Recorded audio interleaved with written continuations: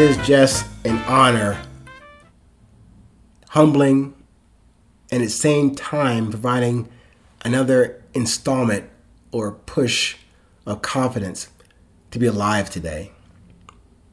I know it sounds kind of silly right now, me having recorded this and you having downloaded it and taken 500 seconds out of your day to listen to me. Obviously, it means we're alive. But I think it's worth, for me at least, recognizing that and stating it. It just feels good to be alive. Okay, me being me, being a little funny. I guess given the other option, it'd be good to be alive, then take the other option. Anyway, let's go on to today's topic called the love constant. And before I get into it, let me make sure I guarantee you again, I haven't done it in a while. I guarantee you not to change your life, but I guarantee you to change your perspective on this present moment with this episode. Again, this is called the love constant.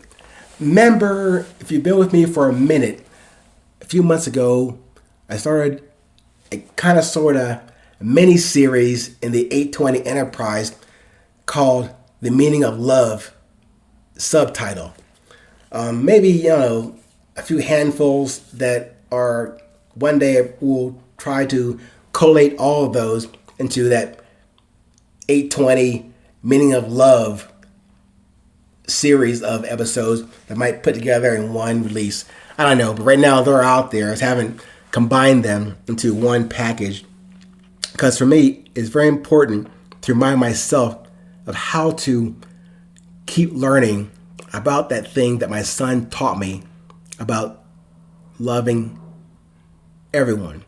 Although he didn't say it to me, I took that further and said I can't ever do that, even though that's new to me. I can't love everyone until I fully love myself. But anyway, this topic's called the love constant. Not a variable, not a difference. That is a common between us. That's a common between us even before we came to become us as us. That love constant existed before we existed separately. And, spoiler alert, that will continue after we leave and depart from this realm, this plane. But, in the meantime, called now and in these very precious and present moments, I want to share this guidance with you. This is something that helped me to center myself on the day and in this moment, or in those moments when I stray from my suggested direction and pace and reason. If you've been with me for a minute, you know I'm still struggling with that thing, that antagonist called impatience. So what I'm sharing with you today helps me to depart from that and get back on the rails, as they say, on the direction I should be going instead of being diverted or distracted so easily. What I'm offering you today is, of course, no answers. Funny, right? I'm offering you more simple, hopefully memorable words that you can use if you like them or not, or change them out as you will. But today, this guidance is essentially 8 words. Again, not as answers, only as references for original, sincere, and curious questions moving forward. Almost like a mantra or a prayer or a reminder or a post-it note on your heart, something like that. And for me, it helps me to get to that elusive, peaceful quality called patience. So, for your consideration, the 8 words.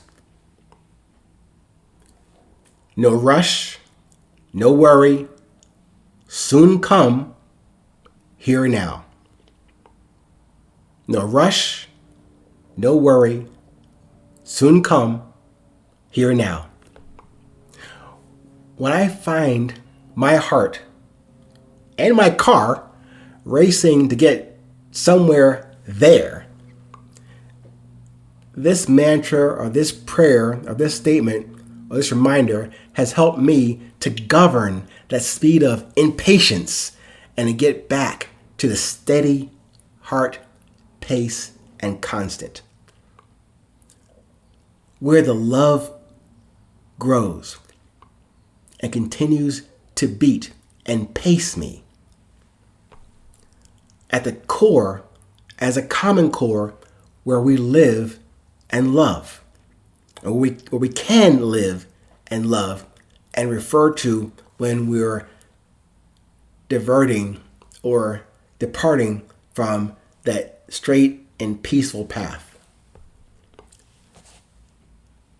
That's why I have mentioned before about that essential, common heartbeat.